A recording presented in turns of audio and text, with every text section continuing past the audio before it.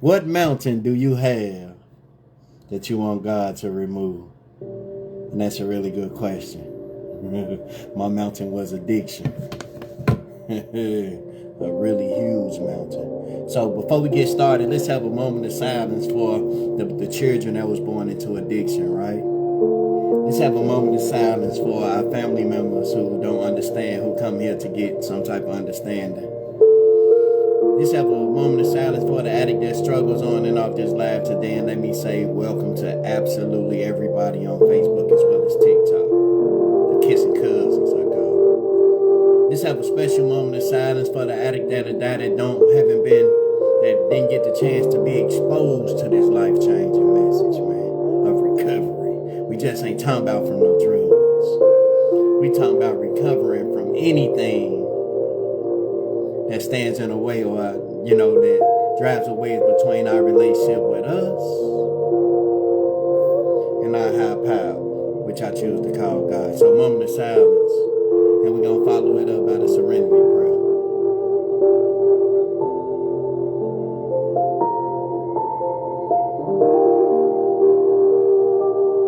God, grant us the serenity to accept the things that we cannot change, the courage to change the things that we can, and the wisdom to know the difference. And that's just for today.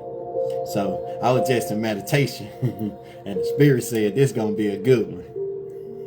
Right? And majority, all the time he knows best. Not just, when we want to listen to him, but he always knows what's best.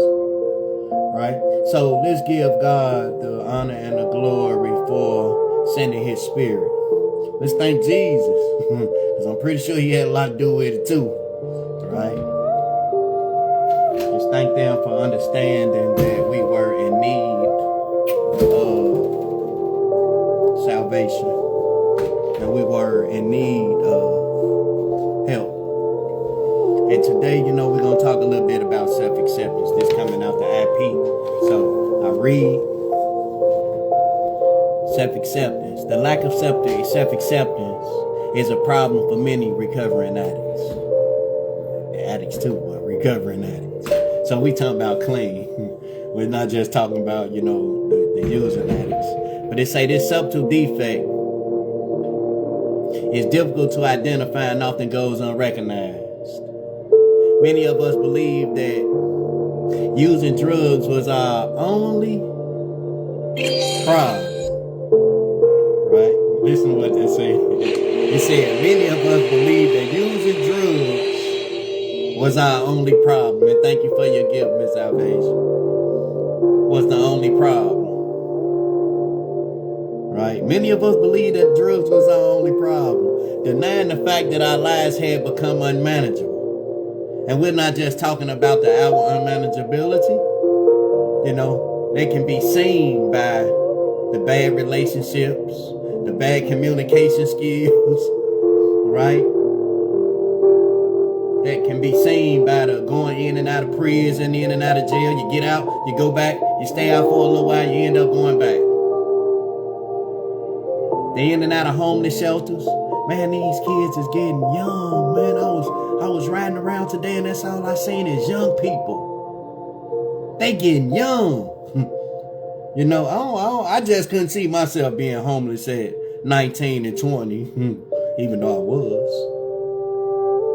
Our definition of homelessness classifies us to say that if you don't have nothing with your name on it, you are considered homeless. And it's absolutely okay. It is, because sometimes you have to do what you got to do till you get to where you need to be at. But like this is talking about a lack of self-acceptance. If you don't accept yourself, you're not going to accept nothing else and nobody else. So, watch what it says. It says many of us have problems with, even after we stop using, the denial can continue to plague us, right? We go into denial about heavy issues in other areas of our lives. We go into denial, and just because you stop using don't mean that you don't slip into denial and let denial goes anywhere. Denial means to refuse to accept reality. Now, the reality of it is, if you think that drugs is just your only problem, then guess what? You'll continue to have problems in your relationship. You'll continue to have problems on the job. And every time you think somebody bothering you, because you're not looking at the fact that it's your behavior. And people coming to tell you that your attitude is just, it sucks. People can't talk to you, can't tell you nothing. And then this ain't people that don't know you. This is people that's close to you. This is somebody that you maybe be in a relationship with that's telling you, you know what I'm saying? They'll tell you over and over again, how do I know? Because I was on the other end of that, you know, telling me what it's going to take, you know, to make them happy. And all I'm trying to please is myself. All I'm trying to make happy is the dope man. Watch this.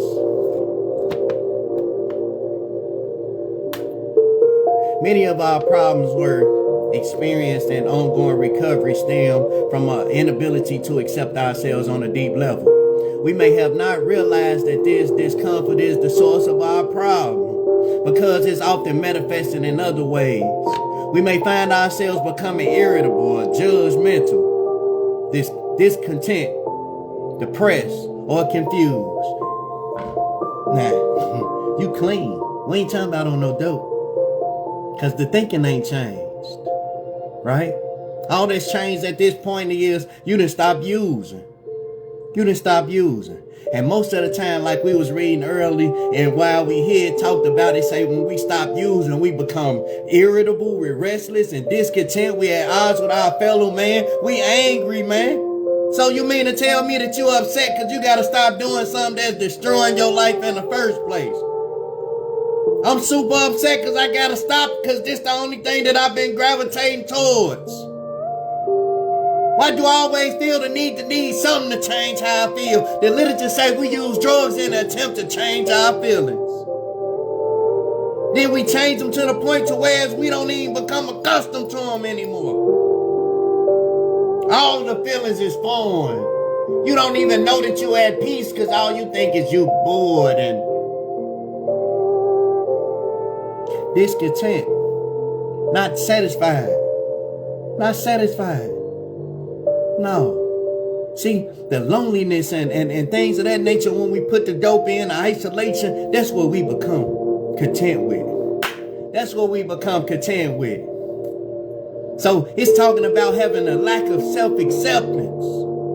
Because self-acceptance leads to recovery. See? People that love themselves don't do themselves like I did me. Bottom line. Yeah, you ain't got to question that. They don't stay up 24 hours in 2 days and 3 days. They don't go weeks without feeding themselves. That sounds crazy to a sane person. Why would you do that and you're not fasting? You just gonna neglect yourself. But I love me. I'll never do that to me, man. You can't love yourself doing stuff like this, see? Yeah.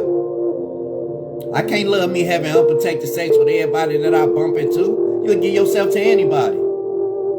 You'll share yourself with anybody. You can't love you. You can't love you going out half naked and showing your body and all that stuff, but we think that we can. You sharing you with everybody. Ain't nothing left to the imagination. Now people guard what they love, man. Yeah, cover it up. Especially if you curvy, because if you curvy, then I seen a Muslim lady. She had her whole body covered up. And everything was still moving and jiggling around. And I was like, interesting. That was very interesting to me. But at the same time, I had to respect that. It's hard to respect somebody that don't respect themselves. Sad, but it's true. Yeah. I lost the respect when they found out that I was a dope fiend. I lost their respect. You know? Now they start to talk to you any kind of way. You feel like you're a man, but they don't treat you like that because you're not treating yourself like that. See, and I'm going to pull from my personal experience because I can remember a time when I wanted to be tall, man. No acceptance.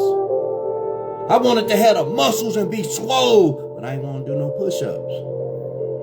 I ain't want to do no working out. My brother, that's what his lifestyle is. That what his job is, to help people train. He said he gonna train me for free. Get what I told him? No, after that first day, I ain't go back. I was the same way when I was playing football and baseball. I feel like y'all need to work out. I don't.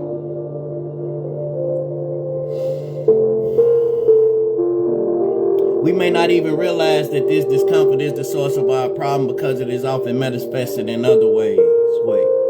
We find ourselves trying to change environment factors in an attempt to satisfy the inner groaning we feel. Thank you, sister. Thank you. In situations such as these, our experience have shown that the best way to look inward for the source of our discontent. Very often we discover that we are harsh critics of ourselves, wallowing in self-loathing and self-rejection. Before coming to NA, most of us spent our entire lives in self-rejection. We hated ourselves and tried everything that we could to become someone different. We wanted to be anyone but who we were. Unable to accept ourselves, we tried to gain the acceptance of others. We wanted other people to give us the love and acceptance.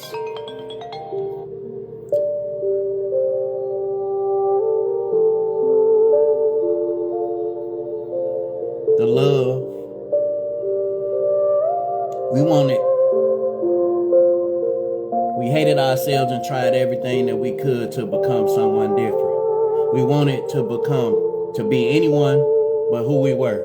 Unable to accept ourselves, we tried to gain the acceptance of others. We wanted other people to give us the love and acceptance that we could not give to ourselves. Absolutely. But our love and friendships were always conditional. Come on now, somebody out there. Yeah, my love turned on and off like a light switch. Yeah, I loved you long as you gave me what I wanted. As soon as you didn't, yeah, I assassinated in you in my mind. Yeah, I assassinated you. Didn't know what love was. Never learned how to love myself or be loving towards others and all that. Didn't learn how to do that. Let's go. But our love and friendships were always conditional. We would do anything for anyone just to gain their acceptance and approval, and then would resent those who wouldn't respond the way that we wanted them to. Yeah. So I gave with conditions. Miss April, thank you. I gave with conditions. And even though it might not didn't seem like it, I remember when I gave you something, because when you ain't do what I wanted you to, then I say, you don't remember when I gave you this? That's not giving. That's borrowing. That's bartering. That's what it is. That's not giving. That's bartering. Now I'm going to give you something until I need something, and that's what we doing, active addiction. And then get angry and stuff like that when you don't do something for me, because I feel like you deserve, you should have did it for me. Thank you, sweetie. Because we could not accept ourselves, we expected to be rejected by others. We would not allow anyone to get close to us and feel that if they really knew us, that they would also hate us. To protect ourselves from this vulnerability, we would reject others before they had a chance to reject us. And that's my life. I don't know about nobody else, but I did that. You know, I go into a relationship expecting it to fail, because I knew I wasn't going to add up to nothing. I knew I wasn't going to be nothing. Yeah, it was only a matter of time. That's why I ain't never messed with no using girls. I ain't never one of my baby mama, nobody I ever been with was on drugs. Because I ain't pick them like that. I'm too selfish to mess with somebody on drugs. What I look like? No. Half of them didn't even think that I was on them. Until I couldn't hide it no more. Right? But you can't imagine me on no drugs like that, you know. But guess how it starts? It starts with being gone. Oh, I'll be back. And then next thing you know, like I did a video, I go back around the same people that I used to get high with and hang around. Pull up in a brand new car, all my jewelry on and all this good stuff, and pull up.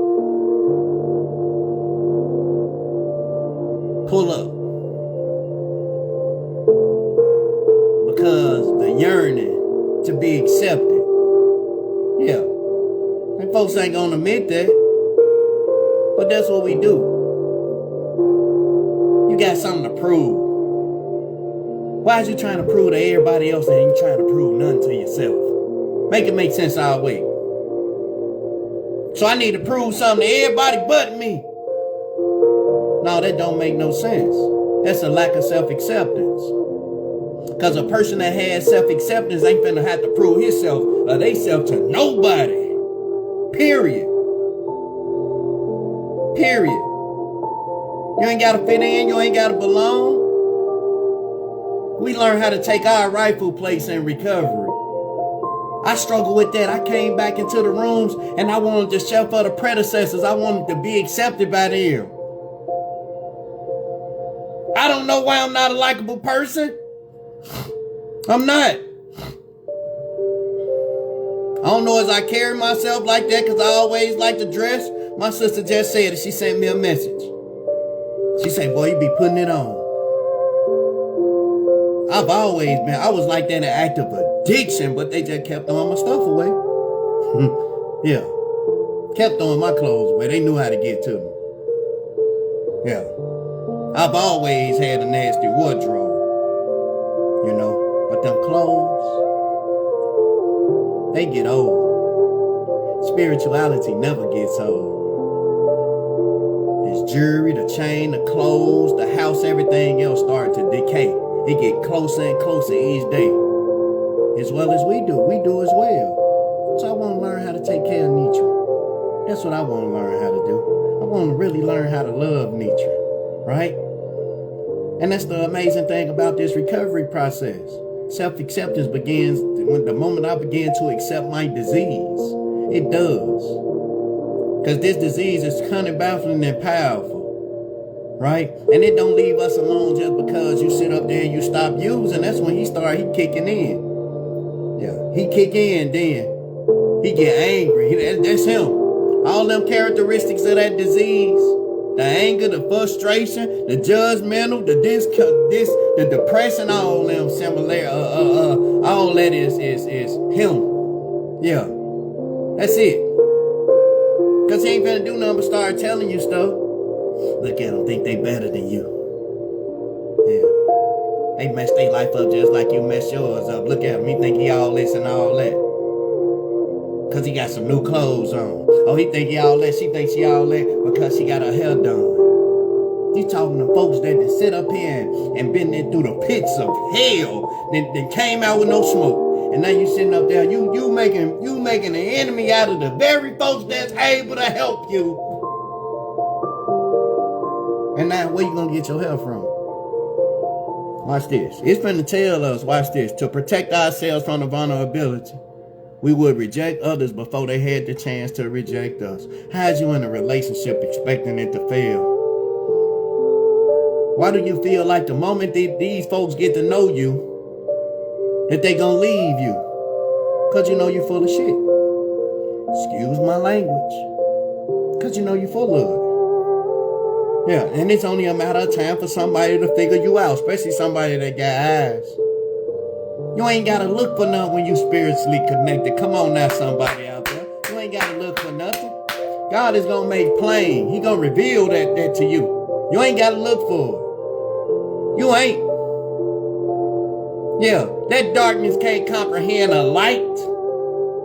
Ain't no darkness in here. It's all up under. You got a little shade up under that table. But if you flashlight up under there, guess what it gonna do? It gonna get somewhere. That's what it gonna do. That's what happened when we started applying these spiritual principles. Them defects have to get somewhere. Because the darkness can't comprehend the light. Come on, follow with me. Today, the first step towards acceptance is the acceptance of our addiction. We must accept our disease and all the troubles it brings us before we can accept ourselves as human beings.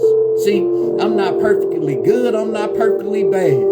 See, yeah, I accept my disease and I accept it. Therefore, when he try to come up in my mind and all that stuff, I already see you, bro. Get somewhere, man. Now, I'm not finna think like that. Oh, they ain't do this and they ain't do that and they said this and said that. Get somewhere with all that. I'm not finna do all that. I'm not. See, Yeah. I ain't finna think negative. No, get somewhere. But that's because I accepted the fact that I had this disease. If you don't accept it, he'll call the shots the whole time. Come on now, use me, Holy Spirit. He'll be sitting up there calling the shots the whole time and you don't even know it. You still blaming people in recovery. If my mama wouldn't have did this, I wouldn't have been like this. Man, ain't nobody asking you, wasn't nobody how you got here.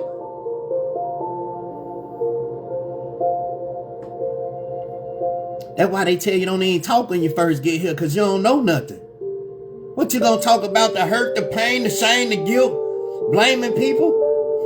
We read it this morning, the three disturbing realizations. We are powerless over our addiction and our lives has become unmanageable. Right? That's number one. Number two, even though we're not responsible for our disease, we are responsible for our recovery. And number three, we can no longer blame people, places, and things. We must face our problems and our feelings. The greatest arsenal, the greatest thing that I have in my arsenal is the ability to feel and be okay behind it. The ability to say that I'm hurt when I'm hurt. The ability to say that I'm sad when I'm sad. Y'all hear me say all the time I'm emotional. Yeah, see? And I'm okay with that. Yeah, I cry all the time. It don't bother me. Yeah, see? Feelings, you can survive those things. They always pass. They pass. And a problem? I read a sign in the thing. It said one thing about mouth questions. You could be right or you could be wrong. But the fact remains that every problem has a solution. And that's absolutely correct. If I look at it like it's a problem and I stay stuck in it long, you know people like that, they want to stay stuck in the problem. You could get them the solution. They be right there in their face and they don't want to take it. Because it's something about that self-loathing like that's talking about. It's something about that discontentment that's talking about. It's something about depression. Folks just like, I talked to this female and I was telling her, I say that's self-inflicted. She say, no, it's not. See, a barrier, a closed mind is a barrier against change. Here it is, I'm offering you the solution. I done came from depression. I don't take no medicine or nothing.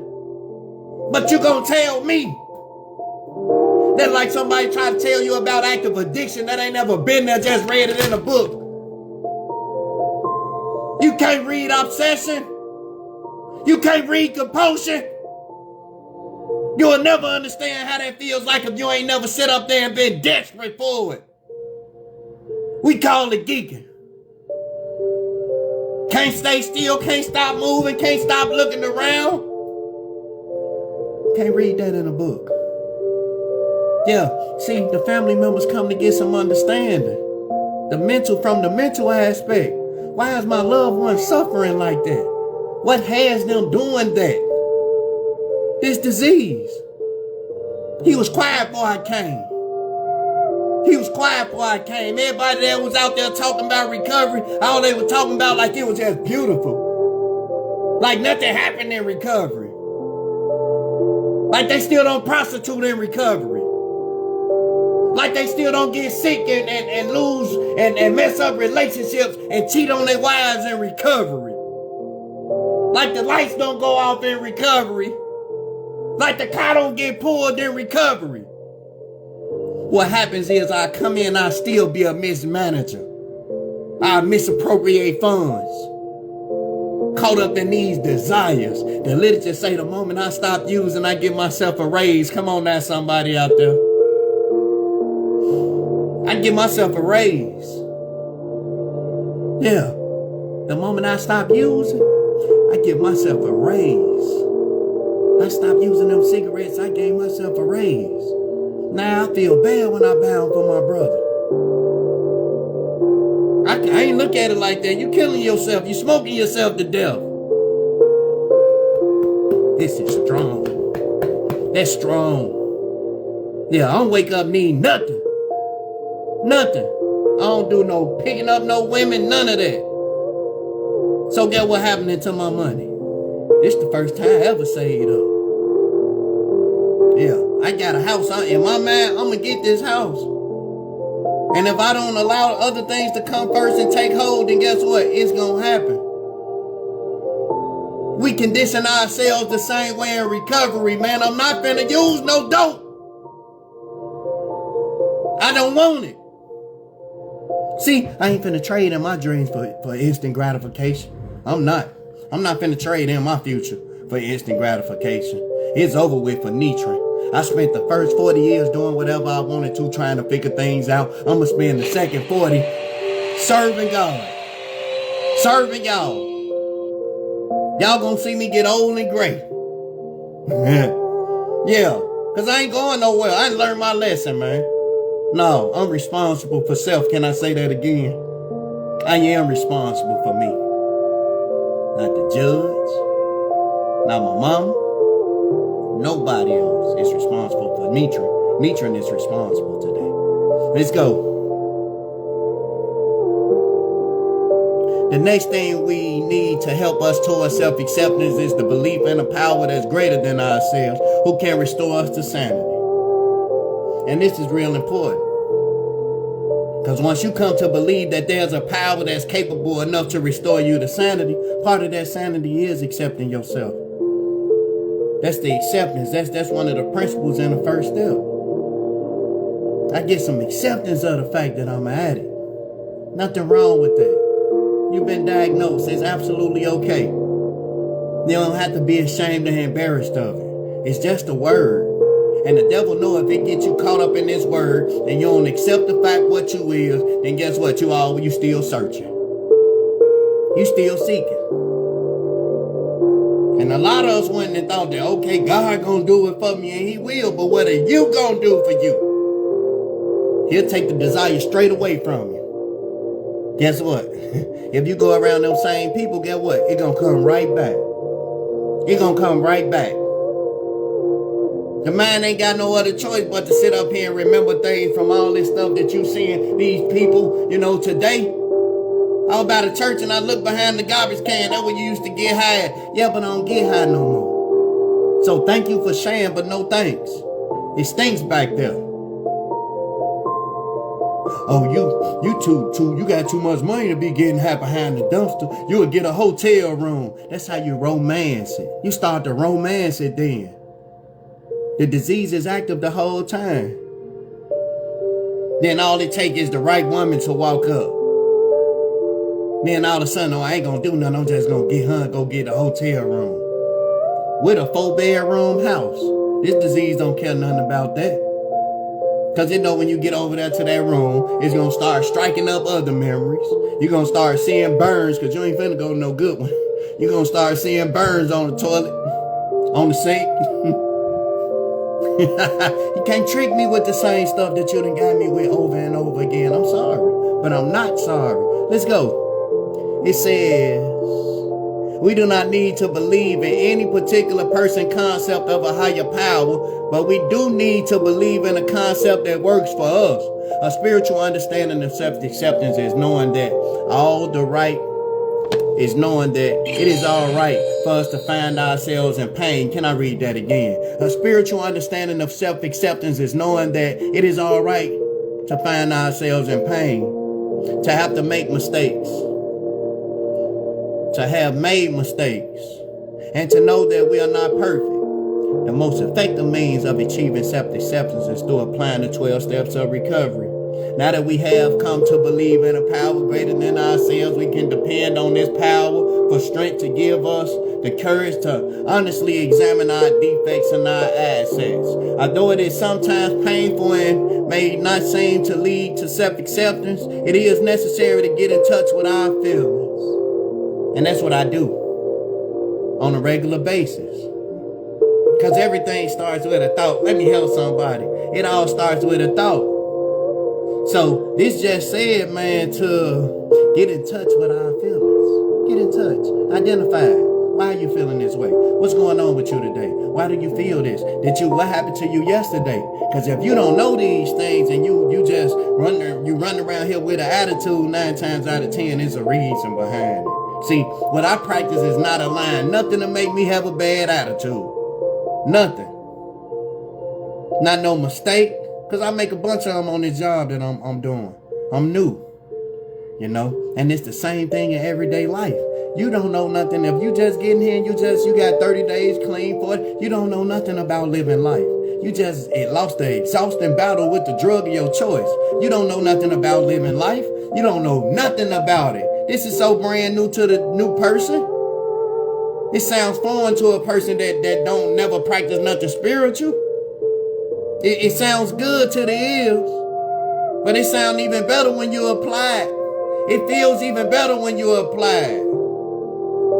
Yeah, I ain't finna get high over no problem. What that's gonna do? I ain't finna get drunk over no situation. What's that gonna do? Nothing.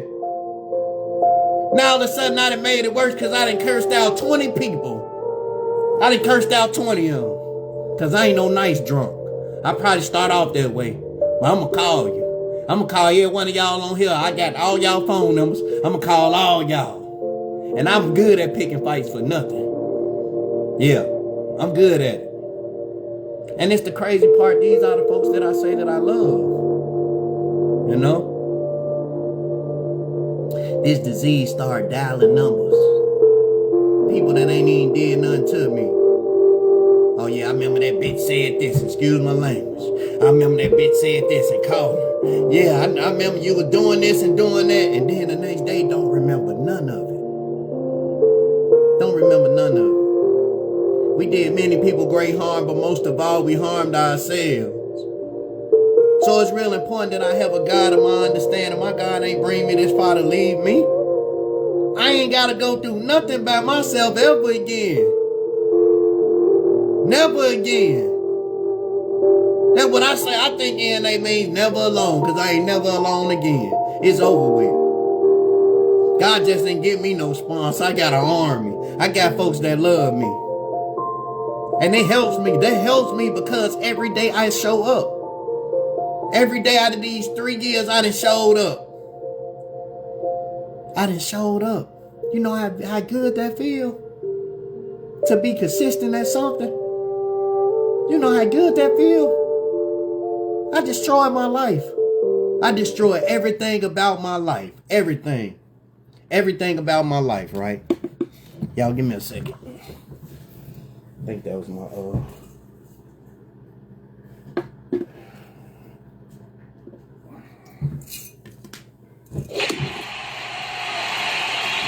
Somebody up there swinging baseball. I destroyed everything that I came in contact with, right? Didn't know nothing about no self-acceptance. This version of Nitran that y'all see today is the version that God intended for me to be. But other than that, I destroyed everything. And I got okay with it. I thought that this was the best that I can do. Was to think myself to a cardboard box. And I sat down, I want y'all to remember, man, it was so lonely. It was lonely, but I had deserved every bit of it. Because every good opportunity and good chance that I got, I manipulated the situation and took advantage of it. I took advantage of people, man. They got sick of it. They got tired of it, man. The amazing thing about this process is that at this point, you know, all those relationships are restored.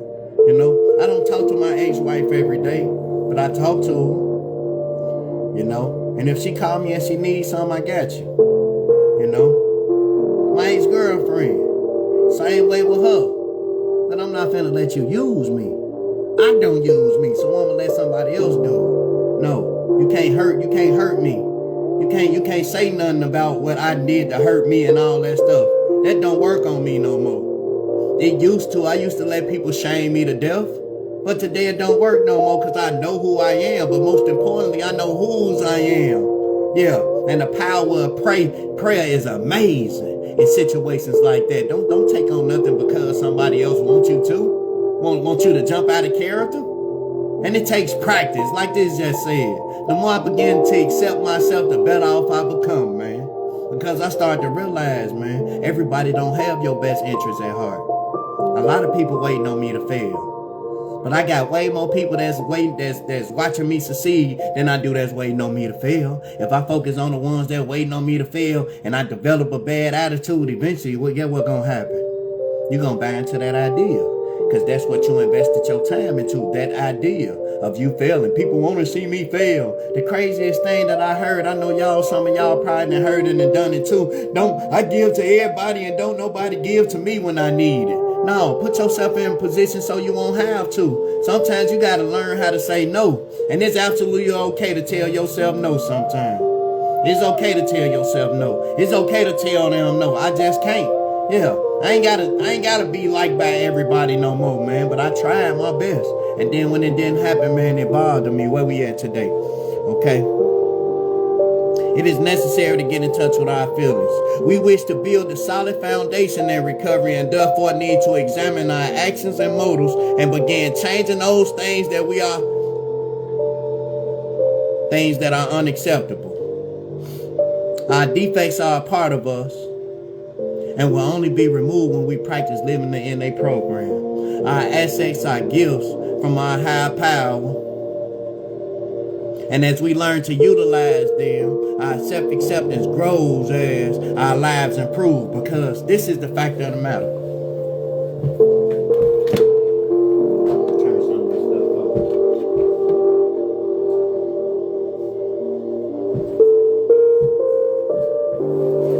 off. See, that's crazy, because stuff just started going on and moving around and all that stuff, and, it don't bother me. It don't bother me. And I know that's probably like weird, but it don't. Like, at nighttime stuff moving around in my baby mama's house, she passed away. It don't bother me. It don't bother, because I know God ain't gonna let nothing hurt me. Like, I know I'm his. So it don't even scare me. When I was little, they used to always be at me. That's why I always kept my room clean. And you see stuff shape-shift, but you ain't sleeping, Nitra. You trying to stay up. But I stayed up so that people wouldn't hurt me. While they was snoring and sleeping, that was like music to my ears, because I know that I was going to be at peace for that little time that everybody was sleeping. Thank you, Heavenly Father. Sometimes we slip into the melodrama of wishing that we could be what we think we should be. We may feel overwhelmed by our self-pity and pride. But by renewing our faith in a higher power, we are given the hope, courage, and strength to grow. Self-acceptance permits balance in our recovery. We no longer have to look for the approval of others, because we are satisfied with being ourselves. And I am. Coming where I came from, right? Amazing. I ain't just talking about no cardboard box. I'm talking about one of the worst projects in the world. And my story started off with me getting a scholarship to go from preschool to kindergarten. From the projects. Little kid, little baby going to a private school. Right out the gate. Fresh out the gate. Right? Fresh out the gate. Yeah. Performed well even though I was being molested and abused and mama sprung out on drugs. Yeah, went to school and performed well. I was going to be the first one to graduate college. In my family. Yeah, I wasn't the first one. I think my cousin was. But I'm just saying, I struck out. Out the gate. Yeah, out the gate. Self-acceptance permits balance in our recovery. We no longer have to look for the approval of others because we are satisfied with being ourselves. We are free to gratefully emphasize our assets, to humbly remove away from our defects, and to become the best recovering addicts we can be. Accepting ourselves as we are means that we are all right, that we are not perfect, but we can improve. We remember that we have the disease of addiction, and that it takes a long time to achieve self-acceptance on a deep level.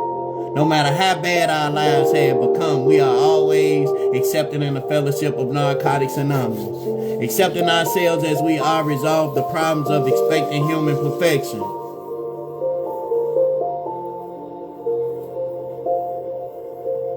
When we accept ourselves, we can accept others into our lives unconditionally, probably for the first time. Our friendships become deep, and we experience the warmth and caring which results from addicts sharing recovery and a new life. Self-acceptance IP number 19. Right? And that's deep. Because the step does lead to self-acceptance. The first 3 steps says that I can't, he can, so I let him. Right? Steps 4 through 6 is about me. Right? Steps 8 through 12 is about others. And then we learn to apply them as needed. You know, I know when I need a 10-step. When somebody does something, or say something, or they feel some type of way, or they angry with me, I do a 10-step right then and there. Okay, what's going on with you, Nitra? Are you okay? How did what they just said make you feel? Do you feel disappointed? Right? You know, it matters. What addict running around here asking themselves, who have I harmed today? Nail one on. Maybe when you come down off that dope, you have to think about it. Damn, let me see if I did something to somebody. Because you get real scary when you come down off of it. When you own it too. But self-acceptance does lead to recovery, right? I didn't know who I was. And that was hard for me to admit the fact that I didn't know who I was, right? All I thought about was the fact that when I hung out with the gangbang, I was gangbang. When I hung with the thieves, I was stealing. So, you know, I lost myself in the process of all this.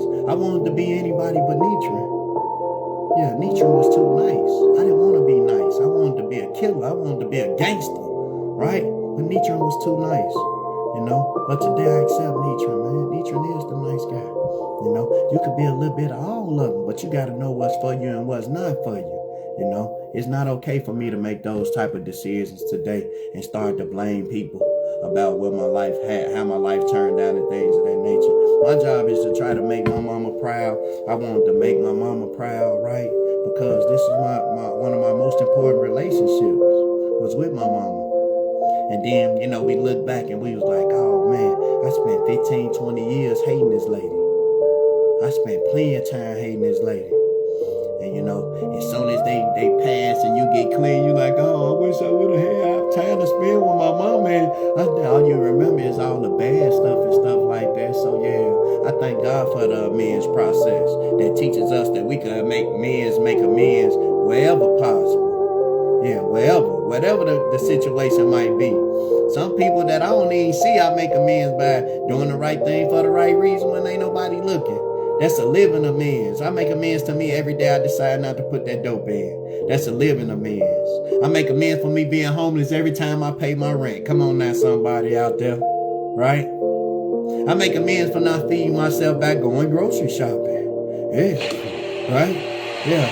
And I know I'm learning how to cook too, boy. Hey, I'm learning how to cook too. Yeah, I like to eat. This a big boy. This a big body. This believe me.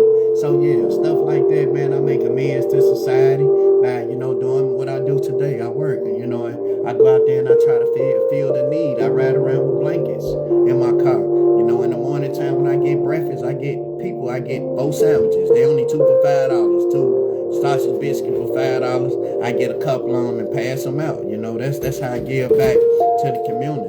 Other than my job, you know, and now they pay me for hanging out.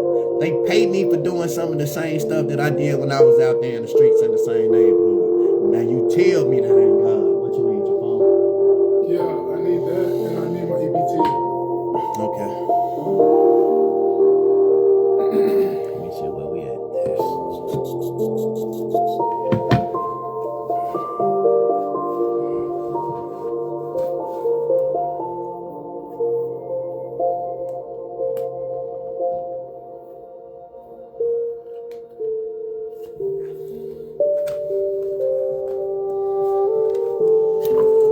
Being grateful for the small things. Appreciating life right now the way that it is and not how you think it should be. Thank you, Indy. Right? Looking for the good things. Getting the good things out of life and refusing to look at the bad or rejecting the bad. You know, because everybody can look at themselves and say that there's something that I change about me. I perceive things different today. I perceive like when people get tattoos, that's self-mutilation. You know, I got a different pair of eyes. You know what I'm saying? Yeah, I got a different set of eyes. You know, you having unprotected sex with all these different women. That's like, no, that's not good. That shows a lack of self-control. And that's something that I've always wanted, is to be okay with Nitra. And you know, when you got some self-acceptance because you're able to sleep at night. You sleep just as good at nighttime because you ain't did nothing to nobody. What I'm sitting around worried about? Absolutely nothing. God, thank you for this day. And I'm finna fall asleep real quick. As my children, I don't play. But I remember I used to envy people that was able to just go to sleep like that. You know, because my mind couldn't shut off. Come on now, Holy Spirit. I couldn't shut my mind off, man. You know, I'm okay and I'm going to share this. And I hope ain't no children. My son, if you're listening, boy, cover your ears up. Today, I don't compare myself to other people. Today, I don't. I remember I used to be mad at tall people. I don't do that today. God created me exactly the way He wanted me to be. If He can accept me for who I am, then why can't I accept me for who I am? Yeah. I wasn't made to be 6 feet, but my son is. He's 6'6". You know, so I'm going to hate him too. My thing wasn't made to be this long. Be okay with what you have. You know, you can always work on things and make things better, but no, I'm not gonna do me like that today. Today I love every little inch of me. You know, I used to think my ears, because they was, when I was young, like my son, they used to flap out like that. I told him, I said, you gonna grow into your face. You gonna grow into it, you know what I'm saying? And he was like, cause he was skinny like me. You know, and you ain't gonna, you know, if you don't smoke and stuff like that, you might got a better chance, Nitra. And I started smoking, I was 7, 8 years old. That smoking encourages your appetite. It takes away the fact that you need to be eating breakfast. You should be eating breakfast, lunch, and dinner. So if you just skipping breakfast, you eat a little bit of lunch, and then you go to sleep, you smoking on dinner, you ain't, what is you doing to yourself? And I did myself like this for years. So I owe me amends, man. I never put no drugs or no alcohol in me, and that's how I make my amends to me. That's how I say that I'm sorry for me.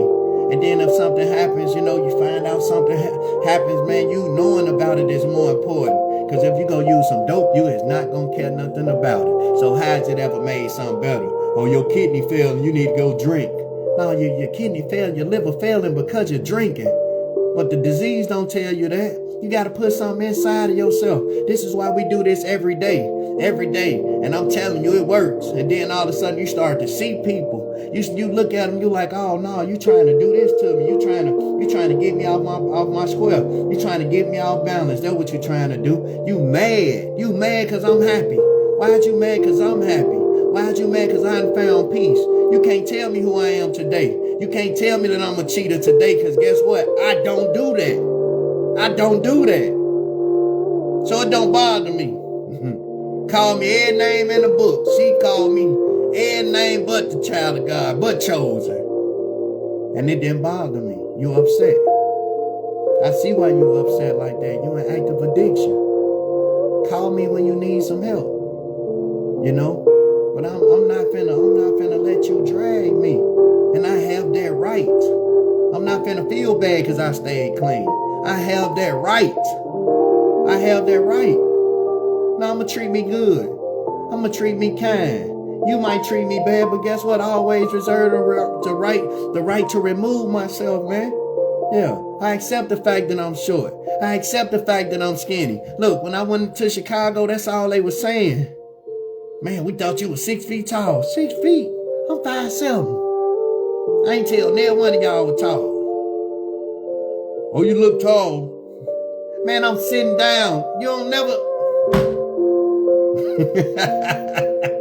But it didn't bother me. But I remember a time, you know, I would have went somewhere and cried or something like that. Man, I would have went somewhere and all of a sudden disease get to telling me stuff like they don't like you and why they don't like me, and all I ever do is try to belong and fit in. Oh my God, and now I'm scared to go outside. I'm talking about Nitra. Yeah, I'm people pleaser. I'm still like that. I get the clothes off my back. I'm like, man, I like that shirt here, take it. I'm like that. It don't bother me. Y'all ever seen somebody like, I'm tired of being nice to everybody and don't nobody, man, I ain't never got tired of being a good person. even when I was in active addiction, there still was some good inside of me. I struck out, man, look, I'm serious. Ask anybody that was out there with me, man, something was wrong with dude to fight you. Yeah, if I found out you raping a prostitute and all that stuff, guess what? I'm going to say something to you, bro. She's a prostitute. All you need is a couple of dollars. Like both of my ass. They jumped on this guy, he was a cripple, and they pushed him over, they beat him up, and they robbed him. I said, y'all could have robbed him, man. Y'all ain't had to beat him up. Like both of my ass. I'm 120 pounds. Every time I fought, I ended up on my back. But that's how I felt about myself. That's why y'all couldn't beat that out of me, because I was beating up myself. I felt like I deserved that out there. Can any of y'all identify? Felt like recovery just was too good, and I bet you that's how she feels. She told me one time, she said, I just don't feel like I could get none of it back. You don't have to get none of it back. You could get better. Why would you want something that you can drop, you can fumble? No, you get better. You deserve it. But they can't hear this. All they hear is, I need $40. That's all they hear. Is you gonna give it to me? Oh, my light bill ain't paid. All I need is $40. But my child support ain't paid. All I need is that $40. But I ain't got no gas. I don't know how to get around. All I need is $40. You know? So yeah, man, amazing experience. Especially when you get to the point to where you start to realize this stuff. And you start to see that, you know, everybody is not meant to be in your life. We'll fight for people to be in our life that God don't want to be there. You know he don't want to be there. He's showing you he don't want to be there. You don't need it. You don't. You don't need to be begging for nobody to be a part of your life who don't want to be there. Tell them to kick rocks. See? And I'm going to say this because I don't care nothing about it. And I try to stay away from that because when y'all wear my shirt, y'all have my, I don't want y'all men be all jealous though. That's the one told you to leave me. No, I'm trying to hear. No, I ain't trying to do all that. That's a marketing strategy, right? So, you know, but this is the thing. God can't give you what he wants you to have if you holding on to the things that don't mean you no good. He can't give you what he wants you to have. You've been praying and asking God for this thing. He can't give it to you because you holding on to something that don't mean you no good. If folks constantly show you over and over again that's who they is, you need to believe that that's who they is.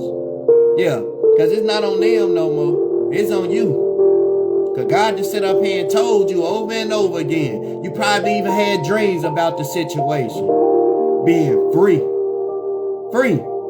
So right now, if there's anything that you need to, you know, surrender to get closer to God, why not surrender it? I told somebody that was close to me today, you ain't gotta just stop when things is bad. Just stop. Stop right now. Stop right now.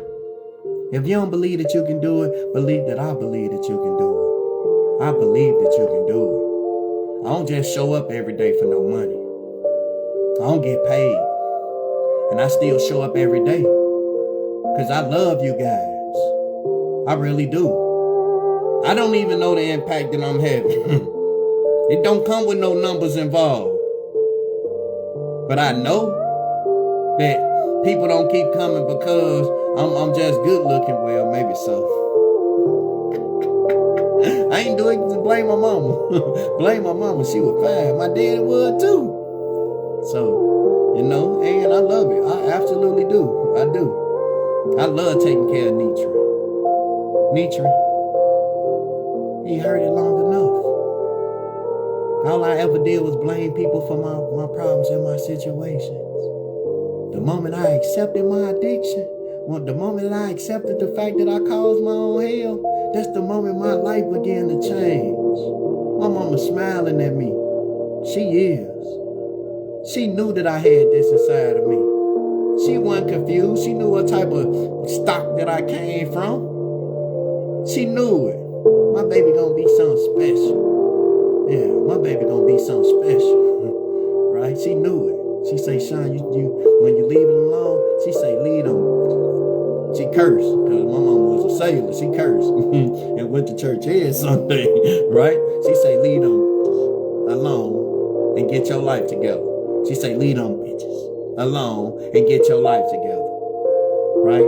And now guess what I am doing? I left them girls alone and I got my life together. And it feels fine. And this is what she was talking about. Yeah, she said, as long as you try to do it on your own, it ain't gonna work. When you turn it over to God, you ain't gonna touch it no more. I don't touch lying. I don't have to lie. I don't touch stealing stuff that don't belong to me. It's not mine. Not saying that I don't question it, because sometimes I do, right? But that's the human part. You gotta accept the fact that you have these characteristics, you know.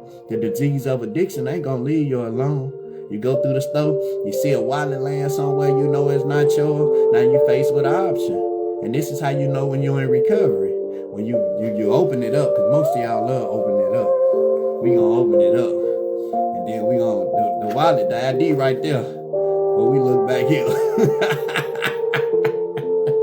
See how much money in it. And then we count the money. I ain't gonna even lie, we count the money. And then the spirit say, man, get them folks their wallet back. And you faced with an option. You can argue with the spirit, man. No, I ain't finna get, watch this. Come on now, somebody. I see them hearts. Come on now. I'm finna argue with the spirit. No, I ain't finna do that. Hey, slippers count. Yeah, they do count, don't they? Put the wallet in my pocket. Right? Man, come in, man. Anybody seen my wallet, man? I ain't seen no wallet. Knowing they got some money in there too. No, I ain't seen no wallet. Right? And then next thing you know, you done spent the money on the light bill, right? You done spent the money, and then all of a sudden, you leave out the store. My car keys. My car keys gone. Right? Yeah. Now you gotta buy a key fob. You gotta buy a key fob all of a sudden, and that's how it works. The Holy Spirit seen it the whole time. Don't take it. You're gonna lose your car keys. Don't take it. You're gonna be spending that money to buy you a key fob. So when you return things, and just because you do the right thing don't mean that bad things ain't gonna happen. Come on now, Holy Spirit. Say that again for somebody that was all the way in the back. Just because you do the right thing don't mean that bad things won't happen. Especially early on in your early stage, your process. Just because you decide to get clean don't mean that things is just going to be fine and none of that. You have to learn how to face life on life terms. And this is what I learned. I'm learning with y'all. It ain't like I'm this spiritual guru or nothing like that. I remember, man, when I was struggling. And I couldn't ask y'all for no help. And stuff like that, you know, you would look at me and think that he got some money, you know, because I dress nice. I've always did that, you know, my cars and stuff like that, you know what I'm saying? But that's just because I had good credit. Right? Yeah, I still owe on that car. I just paid the car note the other day. And I feel good when I pay my bills. I don't know about y'all. I feel good. It don't bother me no more. And some things I had let my truck go back. It just didn't make no sense to overwhelm myself. And then I looked at the fact like, you know, I want to buy a house. So, you know, that's 5 years. 5 years. $60,000. No. See, and I've been doing good in that area. So, you know, it's not like I'm trying to keep up with the Joneses or none of that. I like what I like. And when I see something I like, I go for it. I go after it. And it's absolutely okay. Sometimes God will be removing things so he can replace it with something that's better. Yeah, and they go from people too. Sometimes, you know, people need to be removed out of your life, and we'll hold on to them. We'll hold on to them, maybe past the expiration date.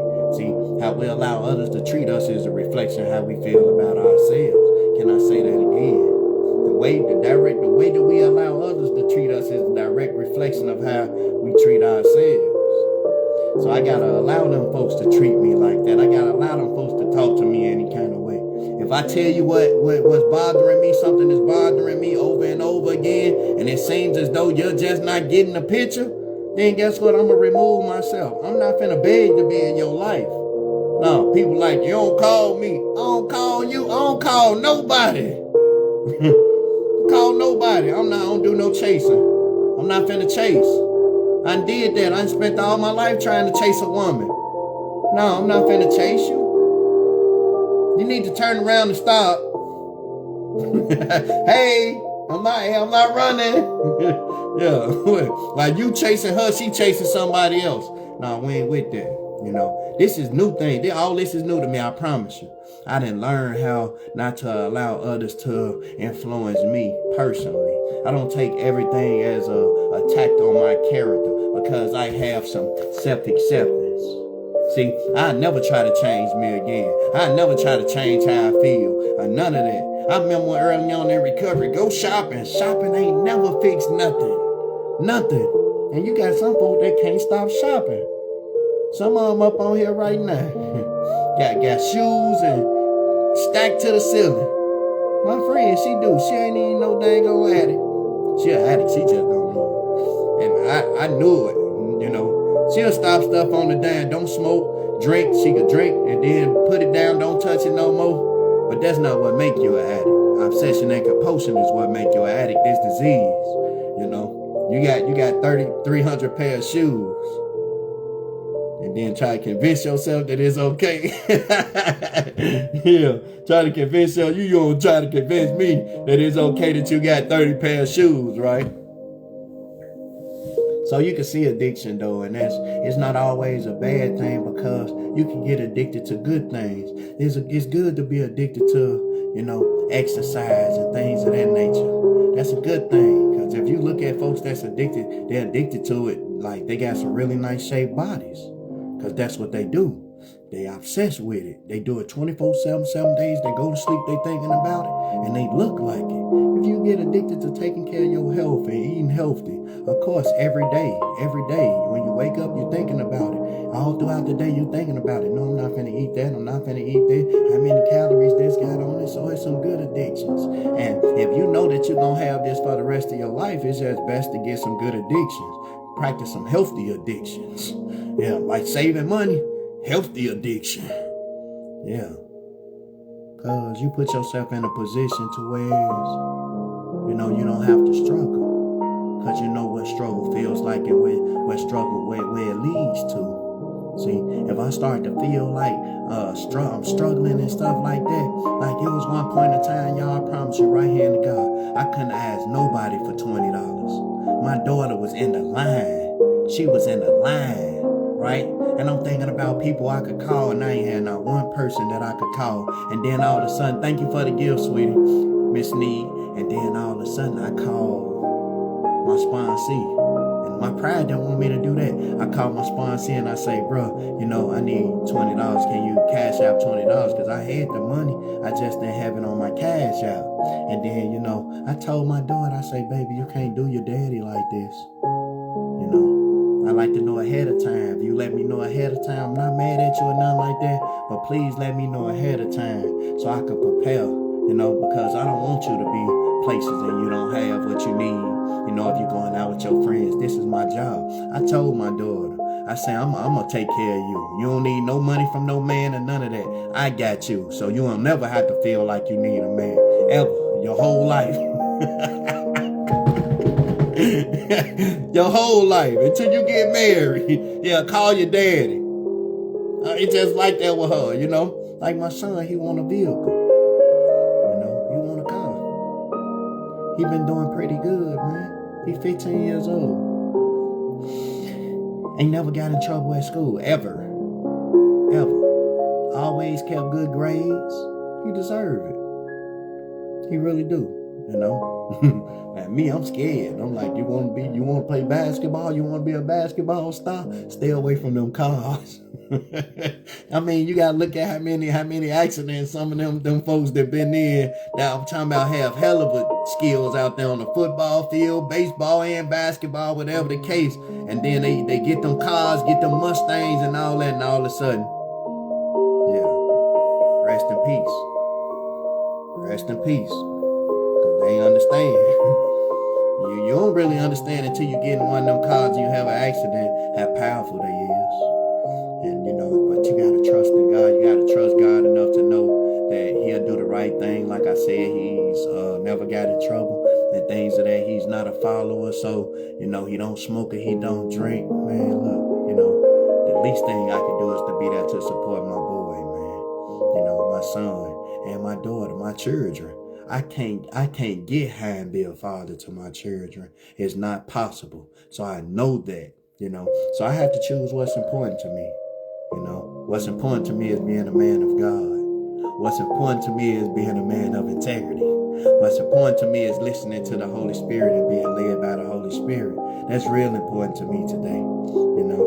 Yeah. What's important to me is me being okay with Nitrin, self-acceptance. So this was beautiful. It really was, because I never had that, and everything that this pamphlet talked about is me. It's me as a little kid. Like I went into denial about my family. I wanted another family.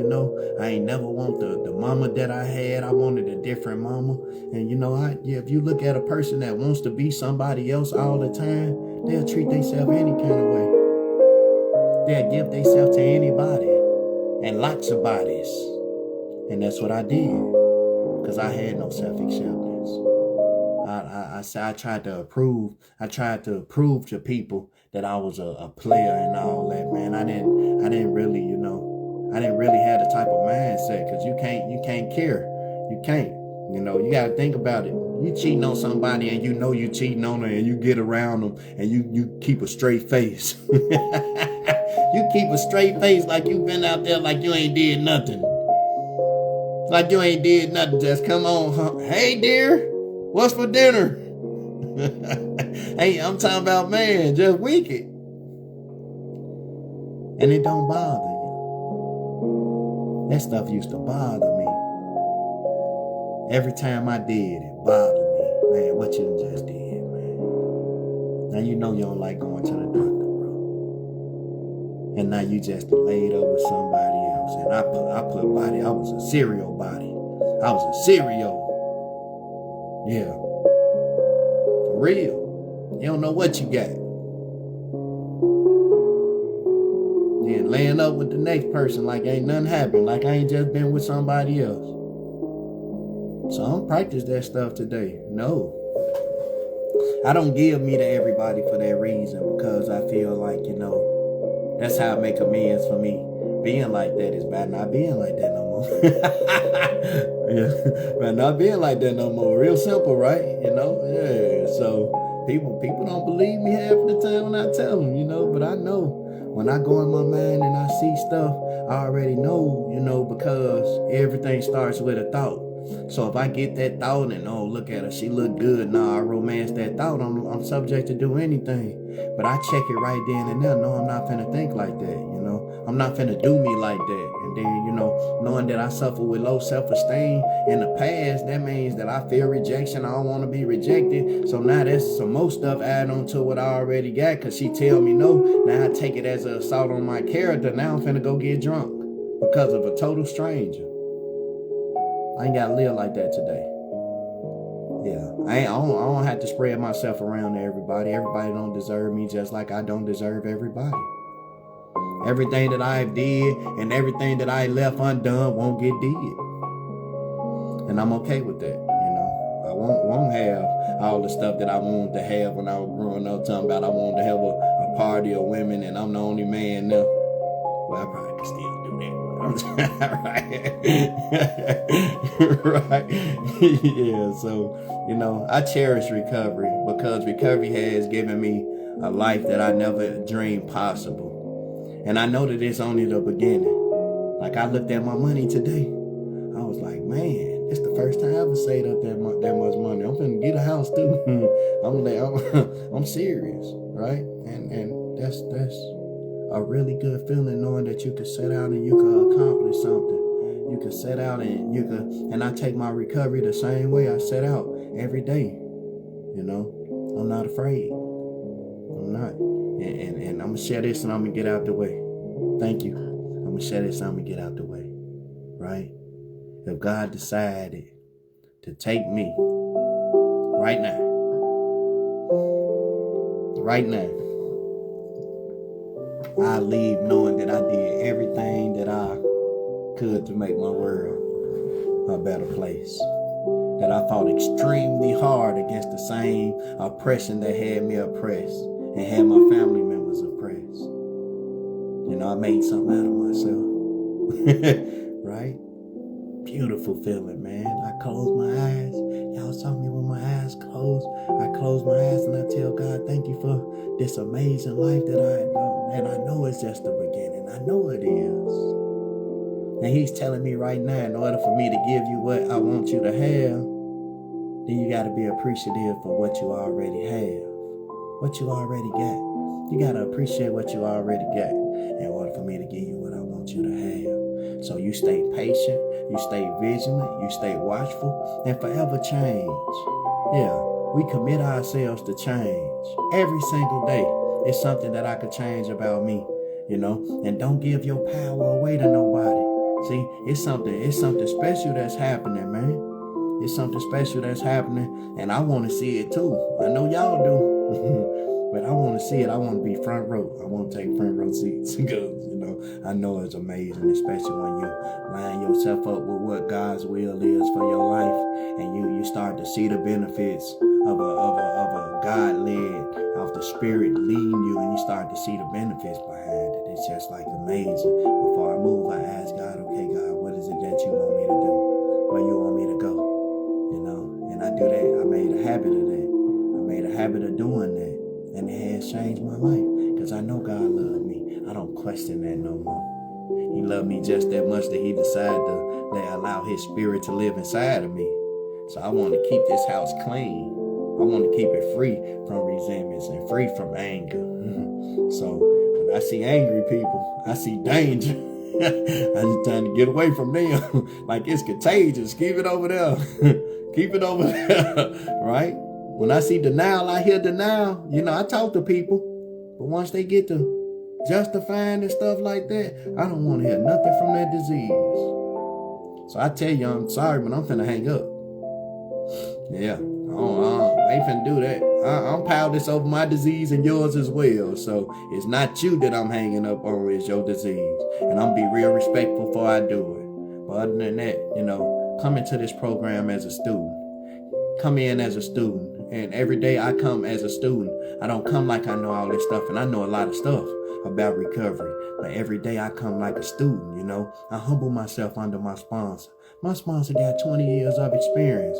And, you know, he used to tell me, say, you might pass me up in knowledge. And he absolutely right. I could read more than him, have more, receive more information than I obtain more information than him. But guess what? His experience, he got over 22 years of experience that I don't have in staying clean and facing problems and breaking up in relationships and losing jobs and losing loved ones, you know? I don't. So I don't know what's going to happen. All I know is that if I do what I've been doing one day at a time, that I can get better and I can have a decent quality of life, not only for me, but for my family, for my children, which are extremely important to me. They is. My little boy, the little one, I love that little dude. He's something serious, you know? And a part of me think that he gonna work for me or I'm gonna work for him. It gonna go either way. I'm working for him right now, but I think that he gonna work for me, you know what I'm saying? Because I like his mindset. He always eager to hold my camera and do things for me and stuff like that. I need a cameraman. I need somebody that's gonna do that stuff. So God told me to be patient, and I'm starting to see things fall into place, you know, and I'm grateful for that. I'm not trying to rush. I don't have to go. The race ain't given to the swiftest. It's not given to the swiftest, man. So I didn't know, but I'm building something that's a legacy, that's long lasting, that can be left behind for generations and generations. And that's why I thank God for Facebook. You know, I thank God for TikTok and YouTube, all these places that's documenting my success and documenting my failures and things of that nature. And I keep coming back, you know, because more will be revealed. And the more I keep coming back, the more I see that God's purpose is being revealed and made known every single day. So if you don't follow me on TikTok, please follow me on TikTok. Go over there and subscribe. Facebook still has me under restriction. And it's absolutely fine. It is. I done accepted it at this point. So I done stopped fighting. You know, I done surrendered. So TikTok, they actually pay out. I've been done pretty generously over here on TikTok. So, you know, subscription is only $3.99. That's less than a nickel bag. Less than a nickel bag. I would have some spring water or something to offer y'all, but I don't have no spring water, no holy water to offer nobody to send to you. You know, all I got, all I got is this smile. That's it. That's all I got right now. And I'm finna give me some panels. I'm finna give me some of them white things up in my mouth, right? I done already checked that out. Don't cost that much neither. I'm finna give me some panels in my mouth. And my son gonna say, Daddy, them your teeth. That ain't my teeth. You asked the wrong question. You supposed to say them dentures. Yeah, they my teeth. What you talking about? I paid for them. He gonna say, Dad, them your teeth. And then I took them out. I took them out for him. So I'm excited. I'm happy. I'm content. I'm content with the way that my life is. You know, I don't walk in fear anymore. I'm not afraid. You know, I'm not judgmental. When I look at people, when I start judging people and stuff, I shut it down. When I start to, you know, think negative, I shut it down. When I think about using, I shut it down. I monitor me, and it's a full-time job. It really is. It's a full-time job. So, you know, I allow myself the privilege of recovering, man, because recovering is a privilege. It's somebody that can't stop getting high right now. It's somebody that don't know how to stop right now. And you know, if you had that opportunity and you ain't using, man, like, look, you need to really appreciate that and be grateful every day. You know, I count on one hand how many times I woke up with an attitude. As soon as my eyes open, I tell God, thank you. I'm so appreciative. Every day I wake up, I'm like a little kid. I get to beat Nitran. And I wake up excited, like, man, I'm finna go take on the world. You know what I'm saying? I get to be amazing. And that's what I'm gonna do every single day. I'm gonna wake up and I'm gonna be amazing. I want y'all to do the same thing. Go out and be amazing. Go out and be amazing. You know, do some amazing things and help somebody. God is using us to be able to do that. So, you know, I thank God for that. He's using the very people that went through addiction to help people come out of addiction. And the way that I do it is so amazing. I tell them, you know, and I don't say, man, you know, I help people if you need some help. No, I say, if you ever need some help, here's my card, man. And that says a whole lot. That says a whole lot. That says that I understand where you are. That says that I'm not trying to judge where you at, you know. And it does. And I mean it with every inch of me. Because I know it took an act of God for me. And I see people I got high with out there, you know, it used to be appealing to me and I used to feel like I was missing something. I don't feel like I'm missing anything. I don't feel like I'm missing nothing. Man, I was riding up the street the other day and I look over at an abandoned building. My mind tried to say, that'll be a nice place to sleep. No, it won't. No, it won't. You can try that on somebody else. I'm not homeless no more. Why? Yeah, my house, my bed be a nice place to sleep. But this disease always resurface. See, here it is, I'm housed. I've been housed for 3 years and you still trying to convince me that it's okay to sleep in bandit warehouses. I'm gonna break in there and steal copper for. No. That's the old version of Nietzsche. And I wasn't good at that. Somebody I knew was sitting there talking about it. Man, you remember we stole the copper from the thieves? Yeah, we stole their copper because I couldn't steal it. So I had waited till they set it down, went back there and got it. They were looking for me for their copper too.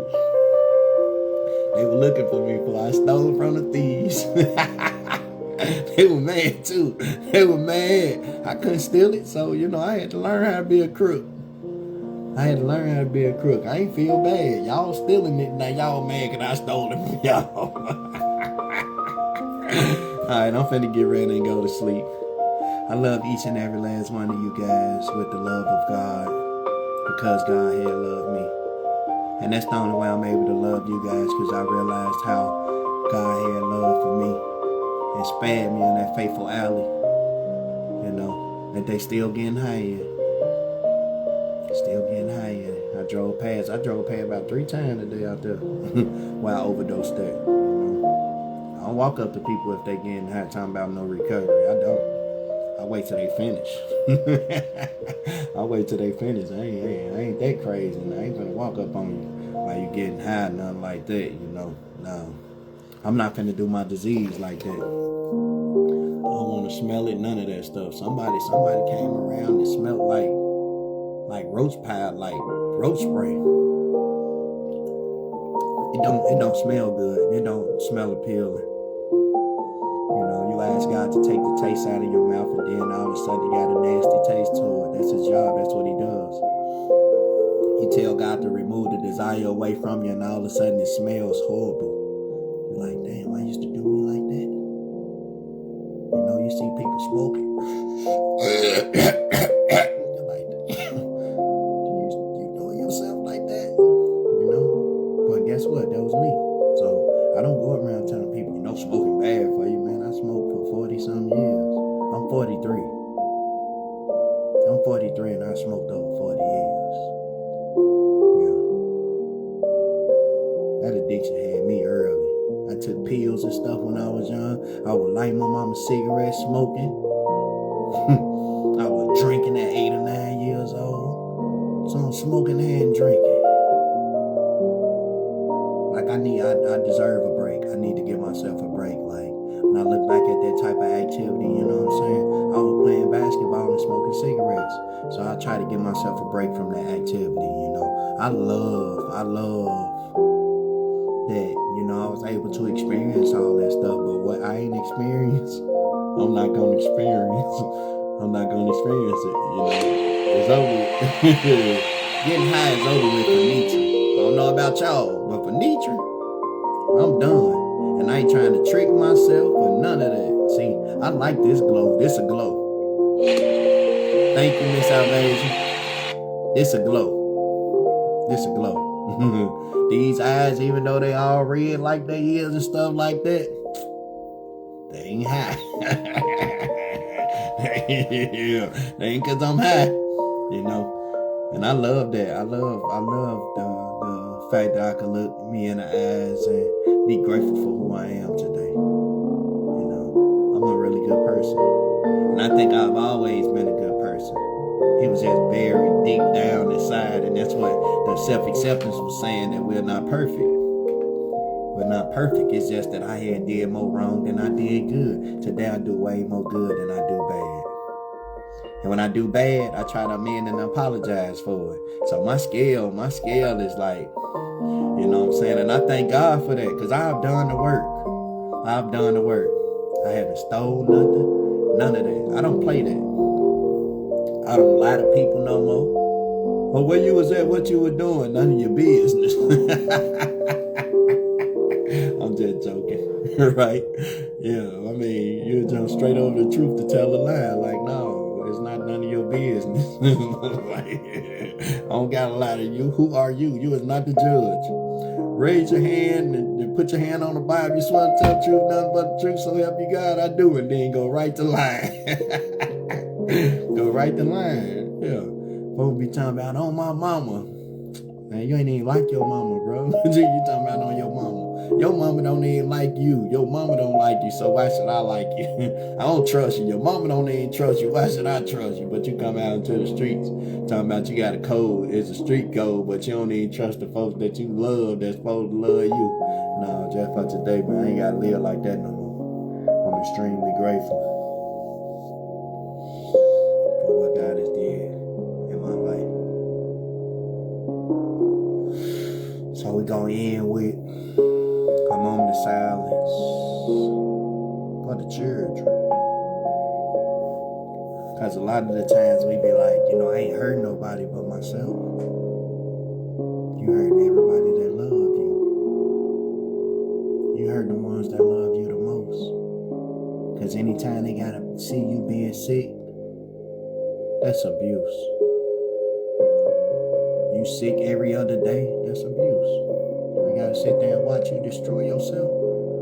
That's abuse. No food in the refrigerator.